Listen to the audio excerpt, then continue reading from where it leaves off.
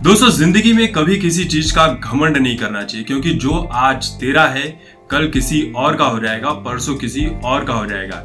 यानी कि आज आप जिस चीज को लेकर इतना इतरा रहे हो, इतना घमंड कर रहे हो, कल वो चीज किसी और के पास चली जाएगी, चाहे वो पैसा हो, नाम हो, रुतबा हो, चाहे वो कुछ भी हो। फिल्म इंडस्ट्री में कादर खान जैसा न कोई हुआ, न होगा और न ही अगले कई सालों में आने वाला है। कादर खान साहब एक उम्दा कलाकार थे, एक अच्छे हास्य अभिनेता थे, एक अच्छे लेखक, एक डायलॉग राइटर।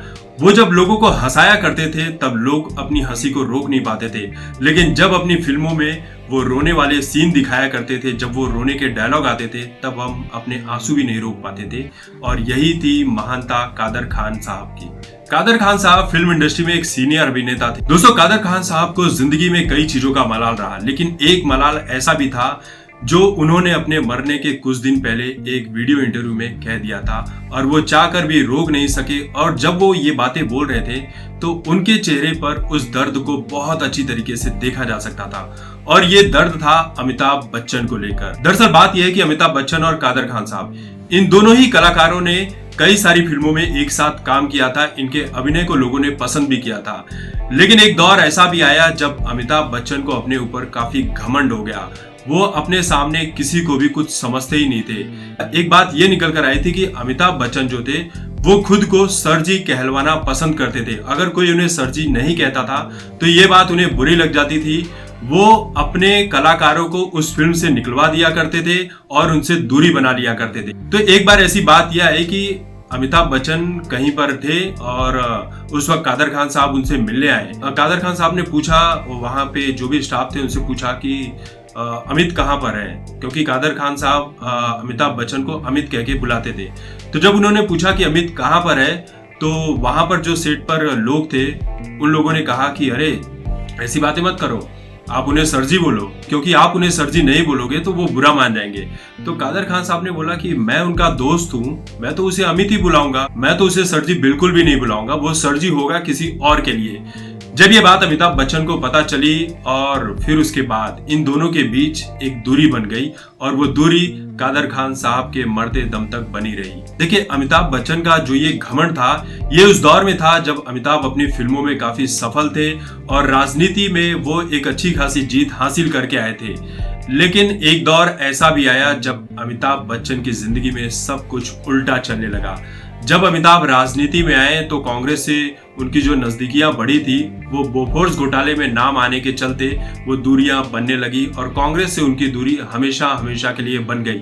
फिर उसके बाद ऐसा हुआ कि अमिताभ बच्चन ने राजनीति को अलविदा कह लिया, राजनीति से परमानेंट दूरी बना ली। और एक बात और है अमिताभ के बारे में कि जो बहुत ही कम लोग जानते हैं कि फिल्म बॉम्बे टू गोवा में जो महमूद साहब थे वो चांस देना चाहते थे राजीव गांधी को। तो राजीव गांधी ने कहा कि मेरा जो करियर है वो राजनीति में है, लेकिन अगर आपको चांस देना है तो आप मेरे दोस्त अमिताभ को चांस दे दो।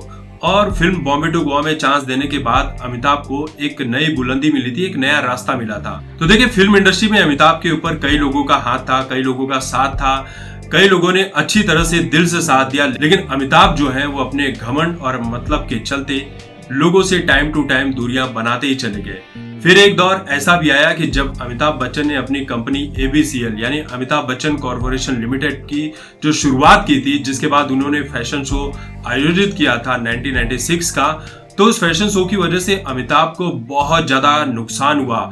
नुकसान इतना हुआ कि उनके ऊपर 250 करोड़ से भी ज्यादा का कर्ज हो गया। जो कर्जदार थे वो उनके बंगले के बाहर दिन रात खड़े रहा करते थे कि हमारे पैसे कब लौटाओगे। लोग अमिताभ से इतनी गिरी हुई बातें किया करते कि अमिताभ के आंसू तक निकल आते। एक समय ऐसा भी आया जब अमिताभ ने यह सोच लिया कि जो उनका जुहू वाला बंगला है प्रतीक्षा, वो उसे बेचकर जितने भी कर्जदारों के पैसे हैं वो उसे चुका देंगे। लेकिन फिर अचानक से एक दिन उन्हें ख्याल आया और वो सुबह उठे और वो चले गए अपने दोस्त यश चोपड़ा साहब के पास। यश राज फिल्म के साथ अमिताभ बच्चन ने कई फिल्मों में काम किया था। यश चोपड़ा के पास अमिताभ गए और उन्होंने कहा कि मुझे कोई फिल्म दे दो, हाथ जोड़कर कहा कि मुझे कोई फिल्म दे दो, क्योंकि मेरा जो करियर है मैं पूरी तरह से बर्बाद हो चुका हूँ। अगर अब नहीं साथ दिया तो मैं पूरी तरह से बर्बाद हो जाऊंगा, बिखर जाऊंगा। तो उस वक्त ऐसा था कि यश चोपड़ा आदित्य चोपड़ा को भी लॉन्च कर रहे थे फिल्म मोहब्बतें में, तो उन्होंने अमिताभ बच्चन को उस फिल्म में काम दिया और अमिताभ के अपोजिट में थे शाहरुख खान लीड रोल में थे। हम सभी ने देखा कि फिल्म बहुत अच्छी सफल रही, फिल्म सुपर हिट रही। इस फिल्म से अमिताभ बच्चन, शाहरुख खान सभी का अच्छा नाम हुआ। लेकिन जो बैक स्टेज पर जो बातें हुआ करती थी, वहां पर जो अमिताभ बच्चन खुद को एक समय सर जी कहलवाना पसंद करते थे, अब वो तमगा जो था वो अमिताभ से छीनकर शाहरुख खान के पास चला आया, क्योंकि शाहरुख खान उस वक्त के सबसे बड़े एक्टर बनकर उभर आए थे। तो अमिताभ ने ये जान लिया कि अब जो ये सरजी वाला है, ये मेरा घमंड उतर चुका है। तो जब कांग्रेस से दूरी बनी अमिताभ बच्चन की, तो अमिताभ बच्चन करीब आए समाजवादी पार्टी के, और समाजवादी पार्टी के करीब आने में जो सबसे ज्यादा मदद की थी वो थे अमर सिंह। अमर सिंह ही ऐसे थे जो अमिताभ बच्चन को, जो उनकी फाइनेंशियल मुश्किलें थी, उससे उबारने में उन्होंने बहुत बड़ा काम किया था। और अमर सिंह ने खुद भी ये कहा था कि अमिताभ फिल्मों की शूटिंग करके जब आते थे तो मेरे कंधे पर सर रखकर रोया करते थे कि लोग अब मुझे सरजी नहीं बुलाते हैं, शाहरुख को सरजी बुलाते हैं, मुझे वो इज्जत नहीं मिलती है सेट के ऊपर। तो इस तरह की बातें अमर सिंह ने बहुत सारी कही थी। तो अमर सिंह और अमिताभ बच्चन के परिवार के बीच में दूरी आ गई।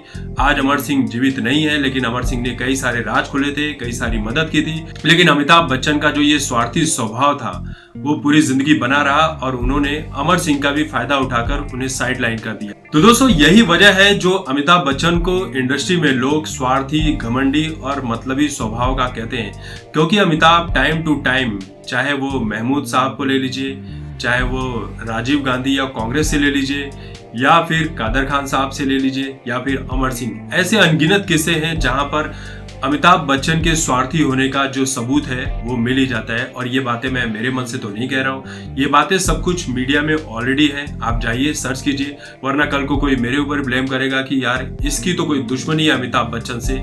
मेरी कोई दुश्मनी नहीं है अमिताभ बच्चन से, आप जाकर सर्च कर सकते हैं। तो दोस्तों, अमिताभ की ये कहानी सरजी वाली आपको कैसी लगी, कमेंट करके जरूर बताना। तब तक देखते रहिए आपकी बात मुकेश के साथ। धन्यवाद।